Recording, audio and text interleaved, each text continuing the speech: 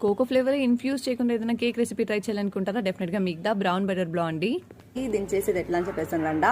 బటర్ని తీసుకొని మరి బ్రౌన్ గా టర్న్ అయ్యేంత వరకు దాన్ని మెల్ట్ చేసుకొని ఇప్పుడు ఒక బౌల్లోకి యాడ్ చేసుకొని వేడిగా ఉండే పాలు దాంతో పాటు బ్రౌన్ షుగర్ వేసి బాగా మిక్స్ చేయండి. దాని తర్వాత షుగర్ బాగా డిజాల్వ్ అయిందని ఒకసారి చెక్ చేసి చూసుకోండా.